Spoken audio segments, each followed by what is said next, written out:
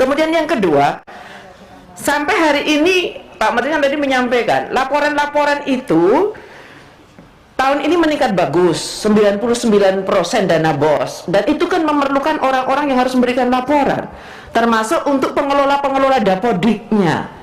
Nah ini yang rupanya tidak masuk pada pengangkatan P3. Kalau saya boleh mengusulkan Pak Menteri di dalam forum ini, P3K ini juga diberikan ruang kepada tenaga kependidikan, jangan hanya kepada nyatok, karena tenaga kependidikan itu juga mempunyai kunci, mempunyai keikutsertaan untuk bisa ketertiban administrasi dan yang lain sebagainya. Saya kira formasi ini perlu dipertimbangkan.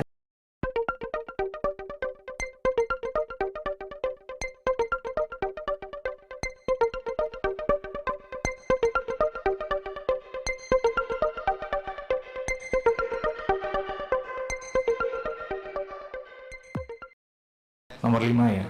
Oke. Nomor 5. Mendorong Kemendikbud untuk membuat komposisi tenaga kependidikan dalam seleksi P3K tahun 2021 mengingat urgensi dukungan tendik. Ini memang jatahnya dari Kemenpan RB bukan tahun ini. Bukan, jadi kami mesti rencana dulu sama kayak sebelumnya, karena ada stepnya. Untuk 2021 ini kita fokus dulu tetap di yang guru dulu Pak, karena memang berat sekali yang kita harus ini kan pengelolaannya. Jadi itu untuk kesempatan berikutnya, di tahun berikutnya. Iya betul. Tidak bisa di 2021 kan ya? Nggak bisa Pak, kan harus ada stepnya dulu. Nanti itu bisa diajukannya untuk formasi berikutnya. Formasi berikutnya itu kan kita pengajuannya itu di Agustus 2021 ini, tapi untuk berikutnya. Mana kalimatnya menjadi seperti apa Mbak, supaya jadi benar, untuk Pak, izin seleksinya itu pada tahun berikutnya itu betul itu Pak. Nah, artinya Agustus dan bulan berikutnya itu seleksinya tetap utuh untuk P3K yang pendidik. Iya. Kan tadi ada 3 kali Tenaga pendidikan. Oke. Iya, Bu. Lalu untuk tenaga kependidikan itu sudah di dalam perencanaan untuk tahun 2022 kah? Betul Bu, betul. Ada kepastian bahwa di situ akan ada perekrutan untuk tenaga kependidikan? Itu kan diskusi dulu dengan kementerian yang terkait. Belum berarti. Nah, Belum berarti ada. kan belum. Nah, Iya. ini yang kita khawatir justru. Mungkin catatannya yang harus dipertegas saja, Nah, Pak. itu bagaimana kalimatnya supaya ini gimana Mbak Esti? Supaya kita juga bisa mengevaluasi.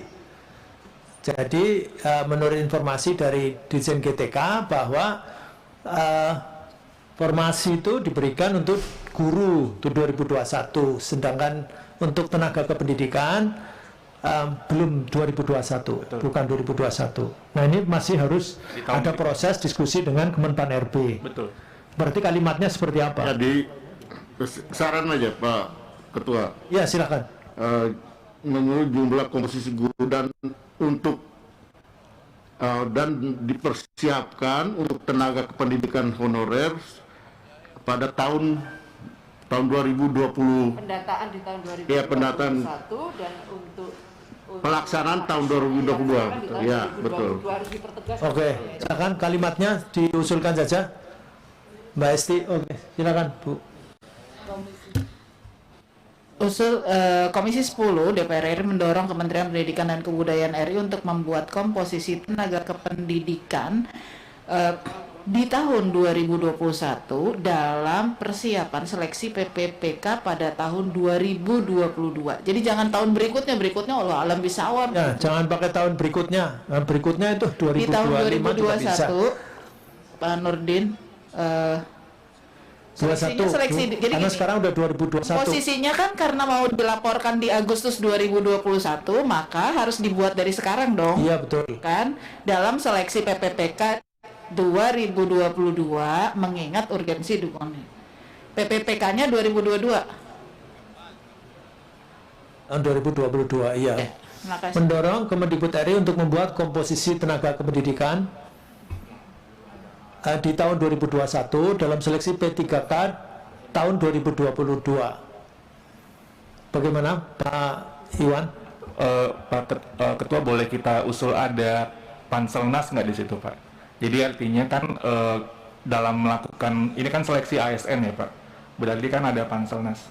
Jadi artinya mendorong Kemendikbud untuk berkoordinasi dengan Panselnas mungkin Pak ya. Mendorong Kemendikbud untuk berkoordinasi dengan Panselnas. Panselnas betul Pak. Itu semuanya. Panselnas ASN. Panselnas ASN ya.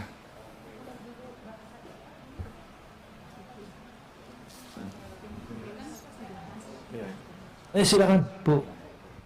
Jadi gini, kalau berkoordinasi dengan Panselnas adalah amanat dari pembuatan komposisinya. Kalau nggak ada komposisinya, koordinasi sama Panselnas buat apa?